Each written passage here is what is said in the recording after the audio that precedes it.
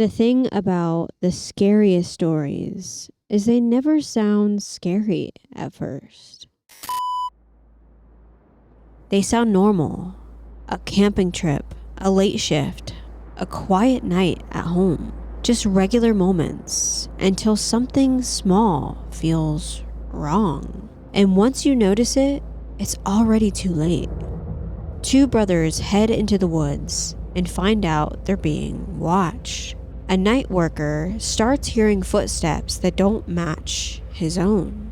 A mother changes, just slightly, and her daughter swears it isn't her anymore. Someone hears their name whispered through a broken radio. A stranger sits on a doorstep in the dark and refuses to leave. A familiar voice calls from outside, but it shouldn't be possible. In a childhood home where something tall, silent, and wrong still walks the halls.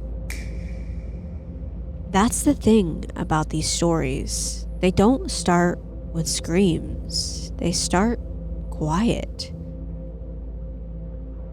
Viewer discretion is strongly advised.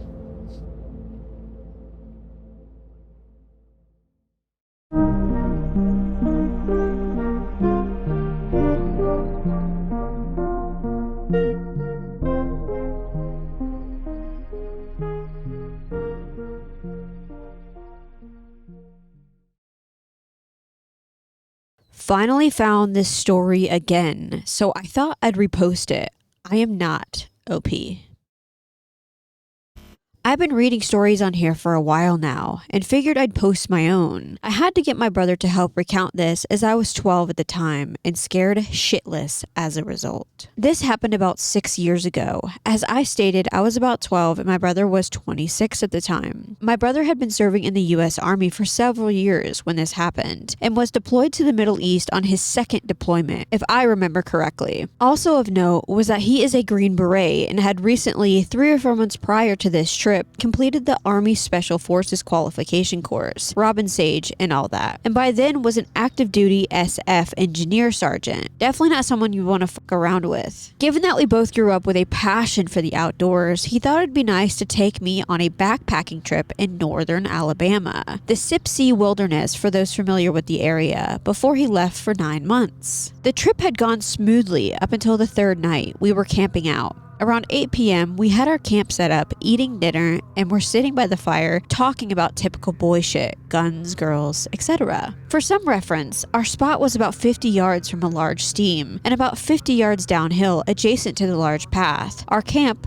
the stream, and the path formed a triangle of sorts. This was summertime in Alabama, so it wasn't quite dark yet when 2 guys who looked to be in their late 20s wandered up and asked if we had seen any hogs while we were hiking around. Given that this is rural Alabama, we had actually seen some farther into the wilderness area and told them so. Even though they were relatively polite, my brother called them good old boys. I got a seriously creepy vibe from them. Dirty clothes, greasy hair, scraggly facial hair, etc. I think they probably looked like they belonged in the more Deliverance. They kinda hung out for a few minutes, maybe a little longer than they should have, looking around, asking us questions like how long we had been going out there, how long we were staying, and looked like them kind of sizing us up. They then abruptly said goodbye and walked away. I didn't necessarily feel threatened by them, and I know for sure my brother didn't, but I still felt uneasy about the whole thing. Fast forward 3 or 4 hours, my brother and I had gone to sleep and were nesting in our tent when I woke up to the sound of multiple dogs barking. I'd always been a heavy sleeper, and they sounded like they were only about 100 yards away. My heart immediately started pounding, and I kicked my brother through my sleeping bag and asked if he was awake, had heard the dogs. He responded, "I'm awake. They've been getting closer for the past hour or so.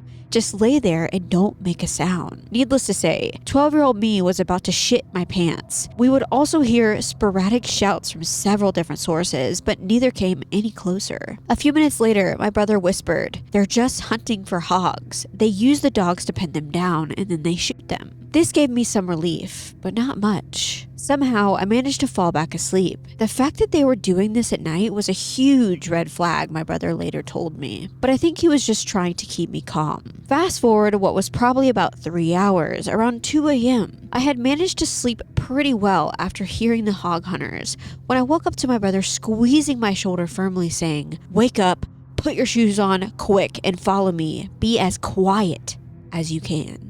My heart immediately went back to racing because I heard the dogs and voices in the distance. Further away than before, but still distant. Not asking any questions, I did what he said, and as soon as we were out of the tent, he told me to get on his back. This was a breeze for him after rucking with God knows how much weight in the army. We snuck around 50 yards into the woods towards the junction of the path, and the steam crawled into some bushes. It was uphill, so we had a pretty good elevated view of our campsite. I remember as we were laying there how loudly I was breathing and how quiet he was when I heard the very distant sound of a pistol slide racking. I looked over and my brother had his pistol, an HK USP that he gave to me a few years after this story took place, and was watching the campsite and surrounding areas. I started to whisper to him when he put his hand over my mouth and pointed at the campsite. The group of hunters had been steadily approaching our camp, and by this time, 30 or so minutes had reached it. There was about 5 of them and like 3 or 4 dogs. They all looked relatively young, but 2 had either rifles or shotguns, and the dogs were going crazy, obviously have smelled our scent. For those of you who are backpackers, campers, nobody who comes up with a random campsite in the middle of the night with dogs, nobody who comes up on a random campsite in the middle of the night with dogs and guns has good intentions. I knew this, and my brother knew this. I was scared shitless. I couldn't make out what they were saying, but my brother told me that they were talking about us, although he hadn't heard specifics either. They lingered for about 20 minutes, shining flashlights around and talking to themselves when my brother put his mouth to my ear and said, "If they come towards, I want you to turn and run as quickly as you can. Don't stop. Don't look back, stay off the trail, and look for the flashing lights." I didn't know what he meant by this, but that'll come later. I knew I could make it back because he had taught me land nav pretty well. He then handed me a flashlight and told me not to take the red filter off. He told me later that the red filter helps preserve night vision and cuts down ambient light, so it would be harder for someone to see from a distance. At this point, I was so scared. I almost started crying, but at the same time had a rush of adrenaline, and what I think now was confidence that he thought I could handle myself. We lay there for a while longer when out of nowhere they started screaming, "Where y'all at?" and fired into the woods at random. My brother dragged me back behind the crest of the hill and threw himself on top of me. Thankfully, our position on top of the hill, we were protected from any gunfire. They shot maybe 5 or 6 times and then started walking back the distance that they had come. They got maybe 100 yards away when I heard a blaring siren and saw emergency lights flashing through the woods. Turns out my brother had called the Forest Service office on a satellite phone my family has for emergencies while I was asleep, and they sent out Forest Service officers and game wardens to our area of the wilderness. The Sipsey Wilderness is about 25,000 acres in size, so it took them a while to get there on the dirt roads. When we saw the game warden truck, my brother signaled them with the light and pointed them in the direction the hunters had gone, and the guy sped off shining his spotlight through the woods. As soon as they were all gone, we went back to our camp, packed up our shit, and waited by the path for the game warden to come back, who then gave us a ride in his truck bed back to the main staging area. On the drive back, my brother told me how brave I had been and that we would talk about it with our parents the next day if I wanted to. I asked him not to do that because I thought they might never let me go camping again. Creepy rednecks in the woods, let's not meet again. You might get shot next time.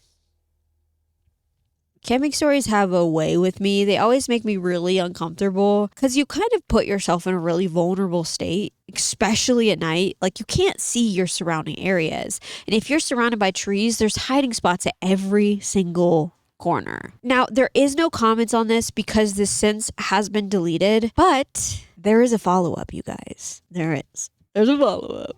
Follow-up. We never got any definite information on what happened to the rednecks we encountered. I have many friends who have gone out to the Sipsey area and had a great time with no creepy stuff going on. However, it is truly a wilderness area, and law enforcement response, if you can reach them, would be slow. I was lucky that my brother was there and reacted so quickly, otherwise who knows what could have happened. We also got lucky that whatever their intentions were, they either reconsidered or lost interest. I will note that when they left our camp, that game warden showed up pretty soon afterwards, but I didn't see what the guys and their dogs did. If I remember correctly, they headed in a direction parallel to the stream, away from the trail, inaccessible to any kind of vehicle. Maybe the warden continued on and took another trail to try and cut them off. We waited around 30 minutes for him to come back, and he said there were other officers out looking. There are only so many paths that you could take a truck or quad bike down, so any thorough search would also have to be done on foot.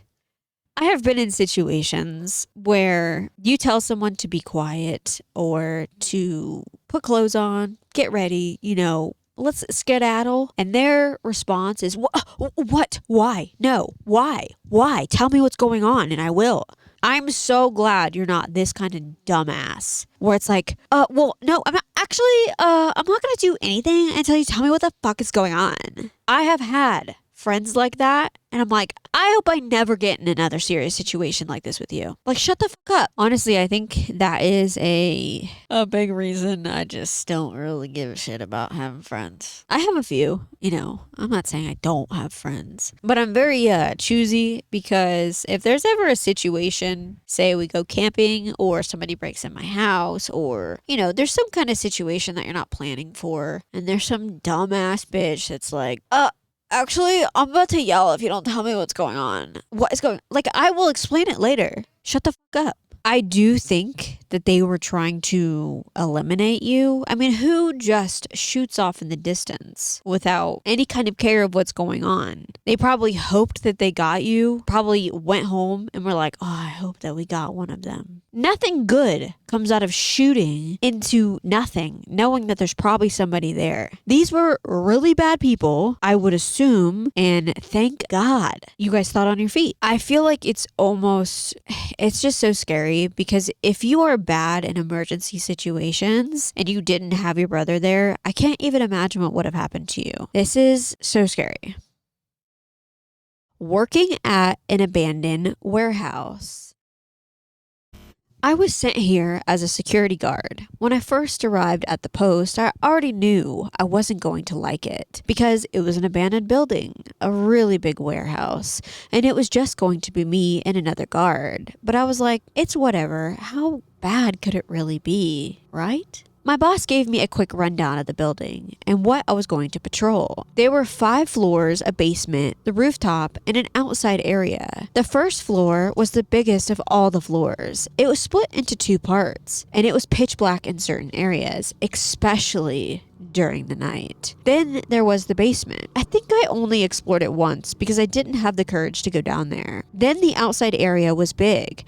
In the corner, there are rail tracks. So from my understanding, a train used to run there. When you follow the rail tracks, you come to a dead end because they had been destroyed. But you still see other parts of the train tracks in certain areas around the city, if that makes sense. Then there is the second floor, which, like the first floor, is split into 2 parts, but the second floor is way smaller compared to the first floor. Literally, when you enter the second floor, it looks like an abandoned hospital. And when you get to the other part, it looks completely different. Then we have the 3rd, 4th, and 5th floor, which all look the same, and the rooftop. I hated the 5th floor. It was pitch black, and I swear I heard voices in there. I rarely went in there. One guard was in charge of patrolling the first floor, the basement, and the outside, while the other security guard patrolled the other floors and the roof. So my first night, I was told that I would be patrolling floors 2 to 5 and the rooftop. The second I stepped into the building, I felt watched.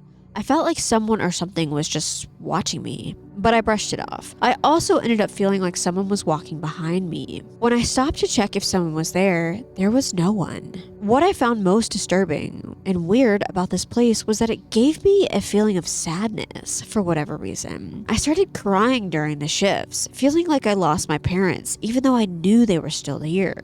I kept crying for hours during the job. I felt drained, depressed, as if I had lost someone. I ended up calling my sister, asking where my parents were and if they were okay, in hopes to get rid of this feeling, but it didn't go away. As if something was trying to convince me that they were gone. Coincidentally, my sister told me that before I called her, she randomly started crying without any explanation. She later told me when I brought it up what was going on. I only lasted about 3 to 4 days on the job. During my last shift, the most activity was going on. I heard loud footsteps that were undeniable, as if something or someone was up there. I felt watched, and I felt like I was being listened to. I also felt like it did not want me to leave, like it wanted me to stay. Also, on my last day, a new guard was there, and we agreed on switching spots from time to time. So I would do the 2nd to 5th floor and the rooftop, and he would do the 1st floor basement and outside. Then we would switch, and he would do the upstairs floors while I did the downstairs, and so on. When I patrolled the 3rd floor, I went to the end of the hallway. When I looked to my right, there was a cross on the wall. It was permanently sketched into the wall.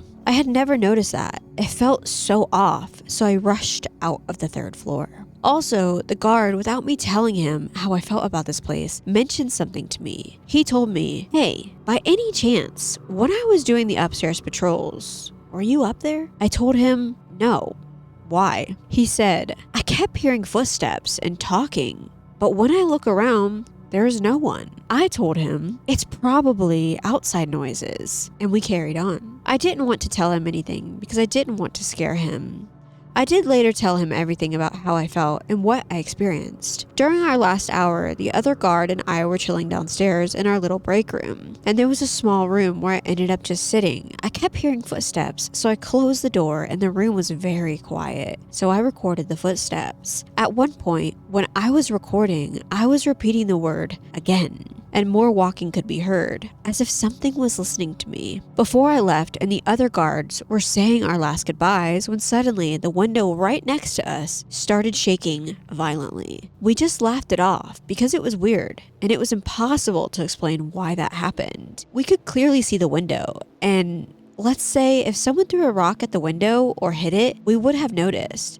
But there was no explanation for why that happened. I ended up quitting, and this happened this year around late March. I still think about it. I still pass by the building from time to time and get weird vibes. I feel like if I had stayed there much longer, something would have followed me back home, or something would have happened to me. I tried to do research about this building, but found nothing. I personally feel like a little child, and an adult passed away there. The reason I feel this way is because I heard little footsteps, like a child running around. I also feel that an adult passed away there because I heard big footsteps, like adult footsteps. Sometimes I can hear both big and small footsteps running around, as if someone was playing, a dad and son vibe. If that's the case, may they rest in peace. I will never truly know what happened there. I would have quit in the first hour. You know, when you feel things like this, obviously there was some sort of spirit in there and you felt it. I mean, you heard it. You heard the footsteps. The place was very apparently haunted. I bet you they go through so many staff members because not a lot of people will put up with this because it gets tiresome. You either get used to it or you're over it. I don't know why you would feel an overwhelming sadness and be crying. Maybe you're very sensitive and something was channeling through you. I don't really know. Maybe this was somebody's dad and their kid, and I don't know. I don't know enough about paranormal activity to really give insight on these kind of stories. I just know that it is scary, and maybe in the comments you guys can tell me what you guys think when it comes to paranormal stuff, because I don't understand it enough, and I have said that like a broken record on these things. But it is really scary, you know, when something you can't see is happening. I'm kind of starting to believe that the place I live in is a tad bit haunted. First, it was just, you know, the porch light. It's motion censored. It turns on all the time by itself. And yes, I live in the wilderness, but animals aren't passing around that often, okay? It's sensitive, but it's not that sensitive. And I have them on the stairs as well outside, and they turn on too. So I don't know. And then yesterday, sitting on the couch, And all of a sudden, my lamp ding, just turned on by itself. And I was like, oh, maybe somebody turned it on. I just didn't notice. But and this house is so loud. There's no privacy. You can hear somebody whisper upstairs, pretty much.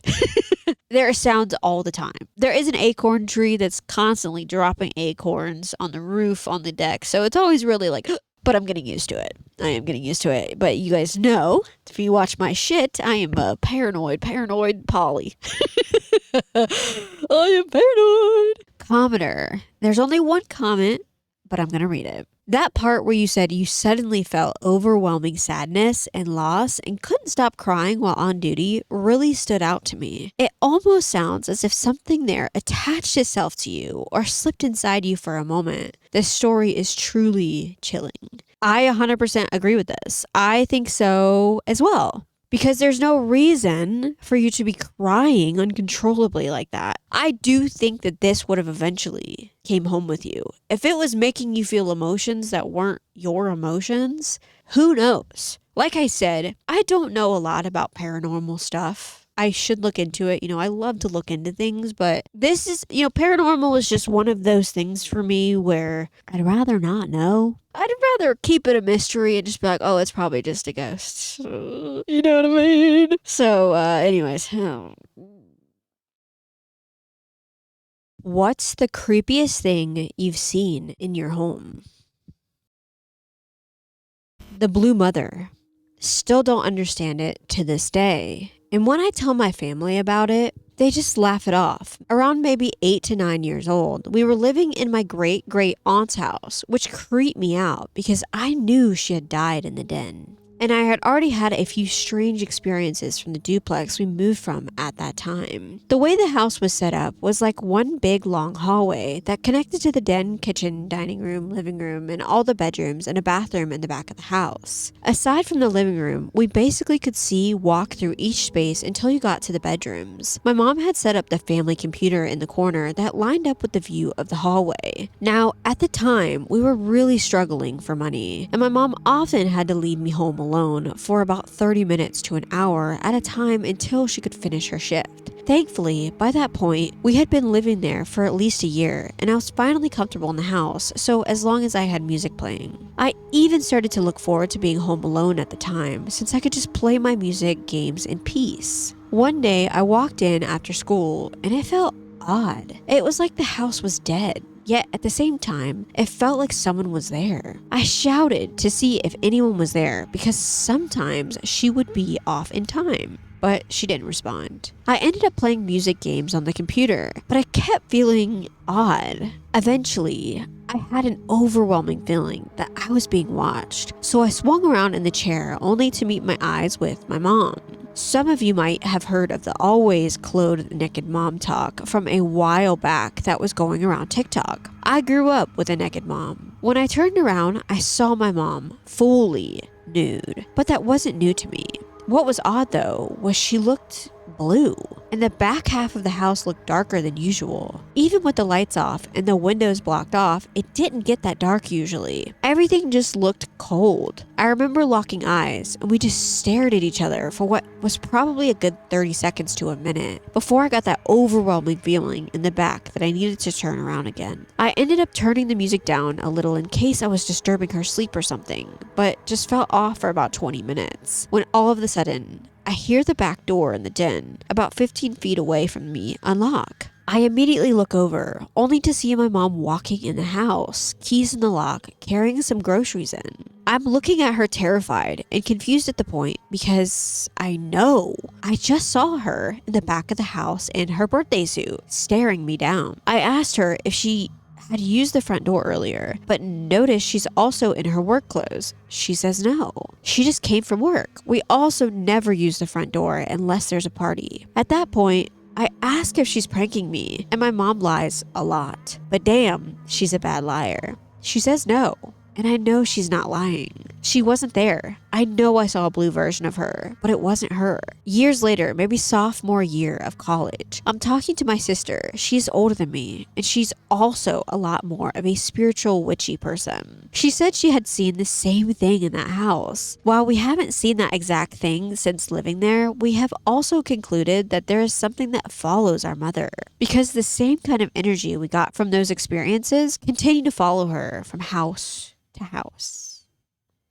I have heard of spirits attaching themselves to people. I have heard of somebody who they believe they were supposed to die in a car accident. I think I might have said this story on here. I'm not sure. She believed she was supposed to die in this car accident, and something happened. She lived. And she is convinced that something at every turn possible is trying to take her, like neutralize her, get her to where she's supposed to be years ago. And I think that things attach themselves to you. I don't think that they're good. I think they are demonic and ill-willed. This seems very strange. It is mirroring your mother and the things that she does. She walks around nude. I hate this. Now, I can't relate to the naked thing, but I can relate to something of the form of sleepwalking, which I know it's not the same thing, but she just stared at you and then just walked away. And when people sleepwalk, it's like they look through your frickin' soul. When you lock eyes with them, it's like, please don't lock eyes with somebody who's sleepwalking. Don't even try to wake them up. Just dodge them. Because my mother and my ex-stepfather, they used to take sleeping medication. I'm not going to say which one, but it would make them eat and sleepwalk. I have talked about how my stepdad used to eat entire boxes of Cliff Bars in his sleep and wonder why he's gaining weight. Off topic. But this is really scary because it's mimicking your mom. I think that's what the technical term was, is mimic. And it's a spirit or a demon that attaches itself to you. Let's go to the comments. Okay, so there's not any comments. Somebody replied with their own story, and then there was a comment that said, "Congratulations, you met a mimic," which is kind of the line that I was coasting. Scary. Obviously, I don't have any advice for this. There's nothing you can do. I mean, I don't know if there's like somebody that could bless your mother or help her in this situation to get whatever spirit it is following her. There's these spirits that follow you house to house. It doesn't matter where you move. It doesn't matter where you go. It's always there. And I don't know if there's anything you can do about that because it's just attached to you. I don't know. Start bathing in holy water. I don't know. That's my only solution. I mean, I'd be throwing holy water all over my house, bathing in it. Shoot, I'd make it my perfume. Something. Oh, okay. Let's wrap it up and go to another one.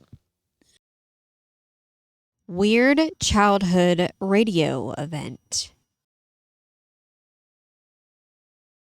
Some backstory. I grew up in Sweden in the 1990s. My grandmother subscribed to this weekly magazine that was for the US audience, was sort of the equivalent to Ladies' Home Journal. In it, you would find everything from folklore stories, recipes, stories about local heroes, but mostly gossip about the royal family. I would occasionally read these magazines myself when I was bored. I remember one article in particular being about the medium who claimed that she found a specific frequency in the AM radio band that spirits use to communicate with the living from the other side. She gave me the specific frequency, which I don't recall now, but back then it was supposed to be located somewhere in the static between Radio Ostrich International and Radio Moscow. As a young, somewhat nerdy goth kid, I must have been about 10 or 11 years old at the time.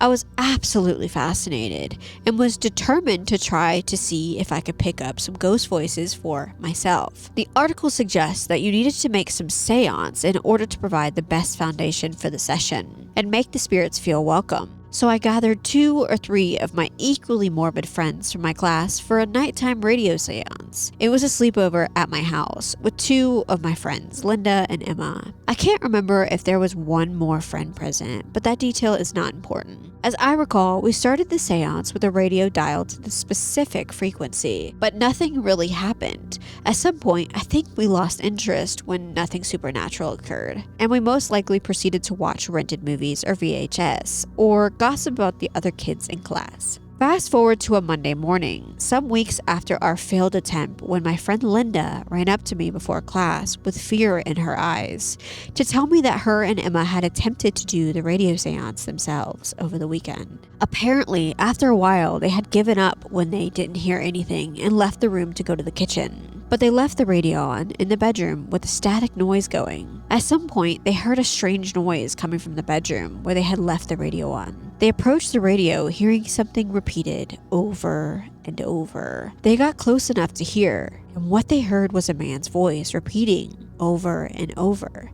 "Emma, Emma, Emma, Emma, Emma."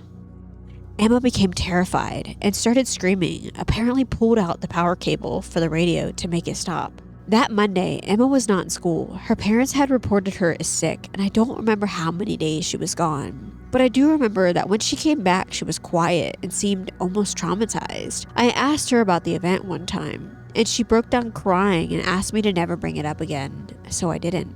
Eventually, we lost touch as we were separated when it was time to start high school. But even now, as an adult, I can't forget this strange and possibly supernatural incident. Though some light stalking, I have found both Linda and Emma's Facebook profiles and have thought about writing them to ask if they remember what happened that time in 1993 or 1994. As an adult, I have come across other radio phenomenons that have some more logical and non-paranormal explanations, such as channel markers, meteorological stations that broadcast information, sometimes in seemingly mechanical, reputational form, and even possibly number stations, reading aloud something that could have sounded like the name Emma through the haze of radio static. I don't know since I wasn't there myself, but to this day, I still wonder about this, and if Linda and Emma actually came across a spirit that had something important to say to Emma. This actually reminds me about a Ouija board story of mine, and I have told this before, but I'm going to say it again. When I was in, I don't know if it was middle school or high school, me and my friend Brittany and Melina were playing the Ouija board. We were in her house and we were, just trying to have fun. It was in the middle of the day and we were asking it questions and we weren't letting it answer. We were just asking and asking, and in the middle of spelling shit out, we would ask it again, ask it something else, and then eventually we stopped, and it spells out, "Fuck you." No, I don't know if one of them pushed it. I still talk to them constantly. We've been best friends since 1998. All 3 of us were in a group chat, but I don't know if one of them was pushing it. Shoot, I could have subconsciously been pushing it. I don't know. But we about shit our pants. We all jumped up and started running, bolting out the door. I'll tell you right now, we never played that shit again. At least I didn't. I don't know if they did, but I sure did. I was like, nope, I'm good on that. I haven't talked to him about it since. I should probably bring it up, but girl, I don't like this. And when you're young, you're curious, you dabble in things that you really shouldn't be, as in seance type shit. Because I have tried a seance. Because, I was a creepy little kid. I'm still into creepy stuff now. I have taxidermy. I have all sorts of weird shit, bones, whatever. But I tried a seance once. And also our friend Travis's house, and we turned on all the lights, we did the candles, and we were like, I don't even remember what we were doing it for, who we were doing it for, but Lord have mercy. I'm surprised that none of us became possessed because we were doing weird shit, we were being dumbasses. But when you're a kid, this stuff is so interesting. If I was a kid and I found this radio station, I'd be tuned in 24/7 waiting for some shit, because I'm like, oh my god, this is so exciting. That it's probably, me being that stupid as a kid is probably why I'm such a paranoid person. I mean, it could be because the world is in shambles, but who's here to say? You know what I mean? There is no comments on this, you guys, so she told me not to be afraid, but her eyes said otherwise. Hello, everyone. I want to share something that happened to me last night, just after midnight. A friend of mine was walking past my house and texted me right away. He told me he had seen a person sitting on the steps in my garden, with the gate wide open. From inside, I couldn't see clearly, so I turned on the light and opened the door. But then, the figure was no longer on the steps. It had already moved just outside the gate. I stepped outside trying to get a better look, and I saw a woman not too far away from me. I stayed there for a few minutes on the phone while the person walked slowly back and forth along the street. The sound of her heels echoed against the asphalt. Every now and then, she would stop and stare at some of the houses further up the road, as if she was searching for something, or was interested in something. She was walking in a calm, almost casual way. After a while, she came closer. She noticed I was on the phone with this friend of mine, commenting the situation. I was trying to talk not too loudly, but she noticed I was obviously talking about her. In a calm but settling voice, she told me, "Don't be afraid of me," because she was sad and waiting for someone. When she spoke, her voice sounded shaky and scared, like she was holding back tears. I told her she couldn't come into my house. She smiled faintly and answered, but the gate was open, stepping even closer. I said firmly that it wasn't true and to keep her distance. She only replied,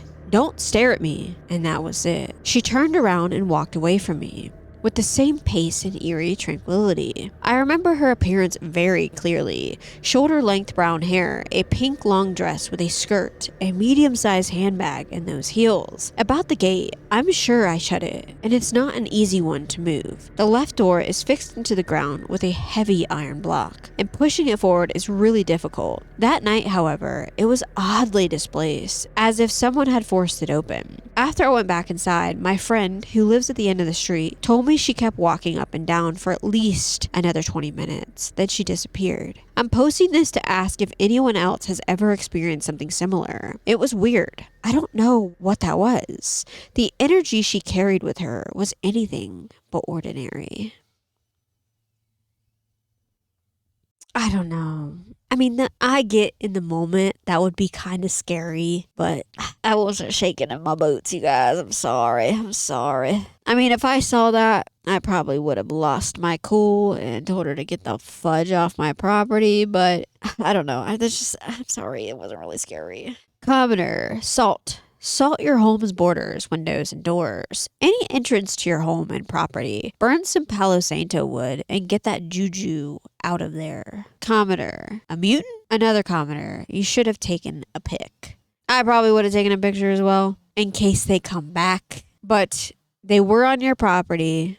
If somebody's sitting on my property behind a gate, you just gave me every right to fuck you up. I wouldn't say that it's necessarily scary. It would make me uncomfortable, but not so much scared. I would want to know why they're there, what they want, blah, blah, blah. But I wouldn't even ask. I'm like, get the fuck off my property before I beat the bricks off you. Okay? Okay. That wasn't my grandma's voice that called out that night.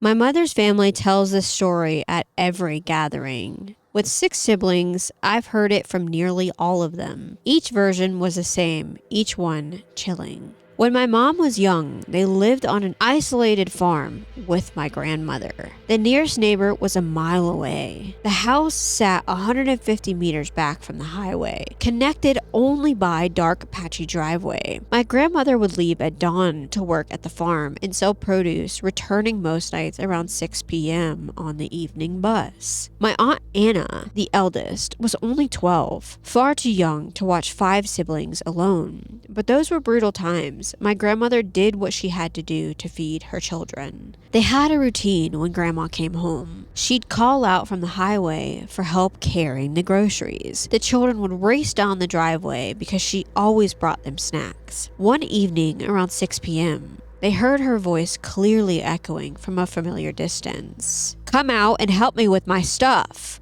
4 of them rushed outside, my mother included. They thought it was odd they didn't hear the bus, but dismissed it. The driveway had no lights. When they reached the highway, no one was there. The road stretched empty in both directions. After calling out several times, my aunt felt a sudden chill and ordered everyone back inside. That's when the realization hit them. They had all heard it. My grandmother's exact voice, her usual words, at her usual time.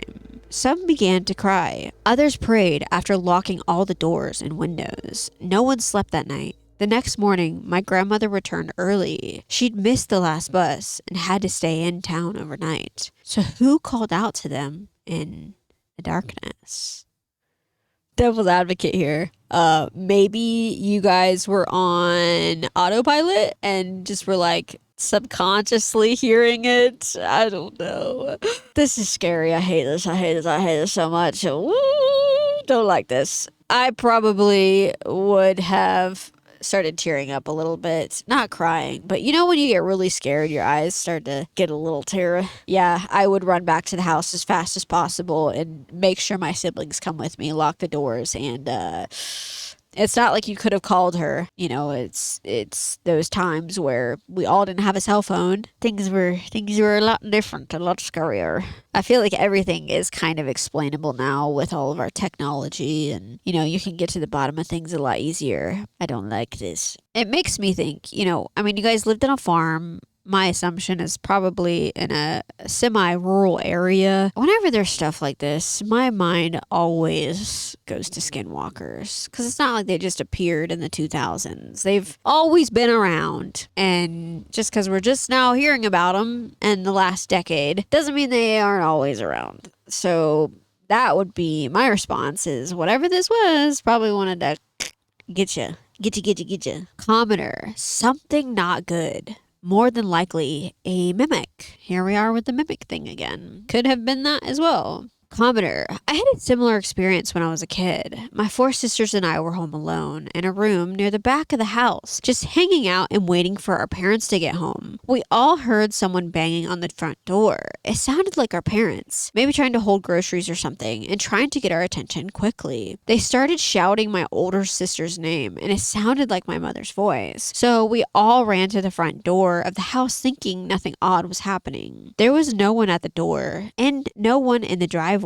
Our house was very far into the woods, near a highway, which was also very rural. There were no headlights anywhere, and our dogs were not barking. They barked when anyone arrived, even my parents. Fun stuff, lol. Fortunately, it was the only time that happened. You know, I used to hear this too as a kid. I would hear my mother coming home. She worked a night shift, so I would hear her come home in the morning. And I would sometimes, this would be the kind of thing that would happen. And I think it's just muscle memory. I really do. It could be something paranormal. It could be a skinwalker. It could be a mimic. But to me, I feel like this is a pretty common occurrence and it's kind of just muscle memory. Because even in my house, sometimes I think I hear people call my name and I'm like, nobody called me. So I'm like, what?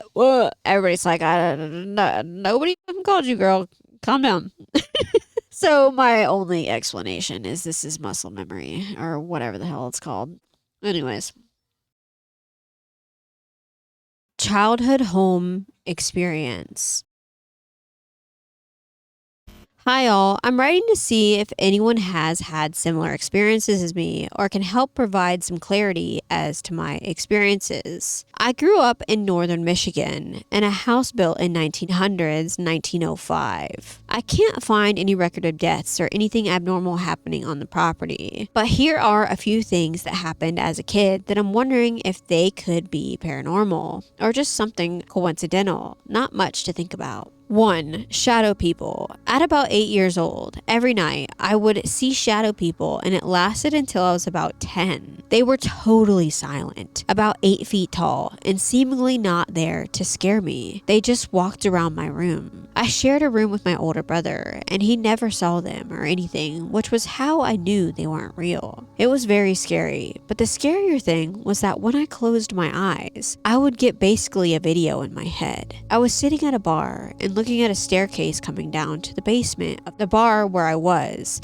basically a speakeasy. A figure would start walking down the stairs, but I could only see their shadow. I would have to open my eyes before they got down the stairs fully because I knew it was the devil. That repeating vision to me was scarier than the shadow people. Whenever I'd open and close my eyes, that scene would just replay and start from the beginning. Also, whenever I'd look away from the center of my family room where the shadow people were, I'd then hallucinate bugs and spiders crawling up my sheets towards me. I got used to it after a while, but I have never been able to reconcile those wildly vivid visions, hallucinations. 2. Bats in the house were very common. Bats were my mom's worst fear, and every year, sometimes multiple times a year, but every company that came out to our house would say that there's no entry points, nothing in the attic. Everything is fine, and there's no reasons bats should be getting in the house. We were very diligent about closing windows, doors in the evening. Regardless of nothing in our attic,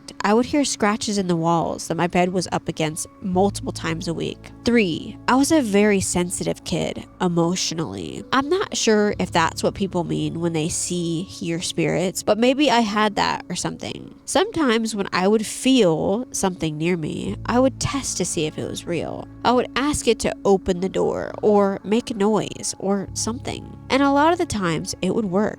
I was peeing one time with the door cracked and I asked it to open the door because I felt it there. The door randomly opened like 6 inches or so. I remember thinking, I should really be way more scared than I am right now. 4. Another time, I was leaving the upstairs bathroom in the middle of the night. I saw a gross looking leg from the knee to the foot. Basically, finished walking around the corner. I brought it up to my parents the next day and they said, "Oh yeah, the kids." And I said, "No, everyone was asleep upstairs and there was a gross looking leg." And they said, "No, that's just what we call them. We believe you." I didn't press them on it because I didn't understand. I was maybe 10ish. There are multiple other things I could go on about, but don't want this to be too long. Please ask anything. I just want to see if there's some sort of logical explanation, if the house could have actually been haunted. Thanks in advance for your input. Yes, to me, it seems like your house is haunted. If not, you have schizophrenia. The first part, I was thinking you had schizophrenia to begin with. But like I've said, I think kids have this, sixth sense about them. I think that you eventually grow out of it. Everybody in this house saw this stuff. It wasn't just you. It was even people that came over, guests, would see the bats. So I would say your house is haunted. I really would. At least it wasn't really... the shadow people would scare the shit out of me. But I guess you do get used to it. And you're like, oh my God, can you just go to bed? Can you guys just stop walking around for 5 minutes, please? Commenter.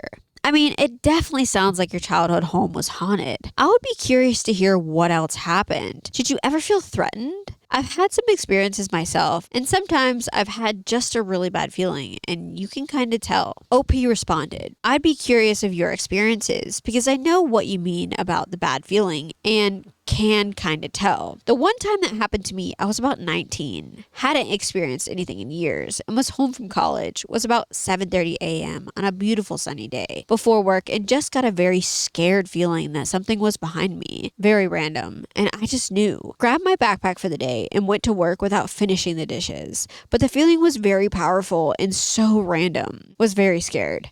Otherwise, there was a couple of times at night where my bed at night would move like someone sat down on it toward my feet. Weirdly enough, I never felt threatened as a kid, just the last time when I was 19. As an adult, I look back thinking, if that stuff happened to me now, I'd be way more scared, and I should have been way more scared back then. The basement was unfinished and really creepy, but I never got a bad feeling there. The upstairs, where all of my siblings' rooms were, was the place I could always get that feeling of, I should probably leave, or I shouldn't be here alone right now. Curious how your experiences compare, and if you ever got any reasons why or how things happened. Yeah, your house is haunted.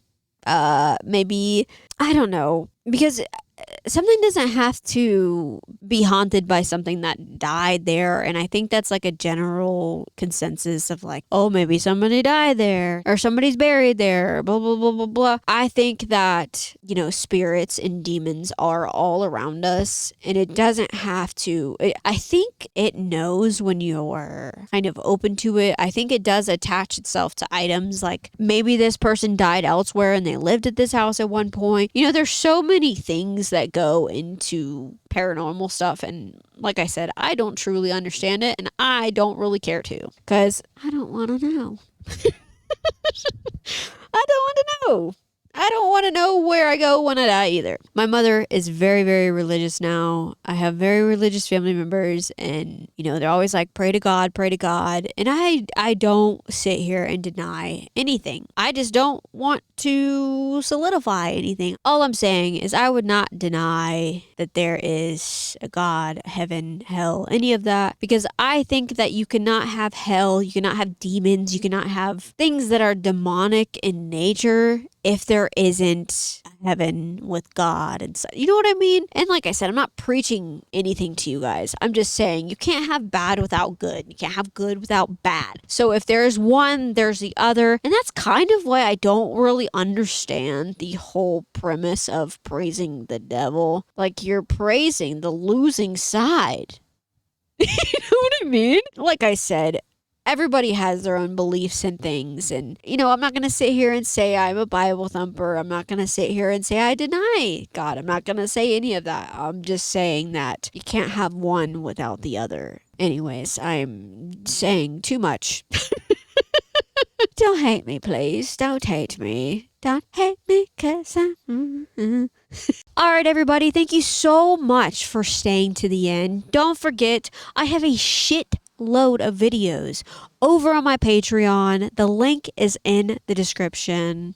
Also, don't fucking forget. Like, subscribe, comment, whatever you want to do. It's all up to you. Goodbye. Sleep tight.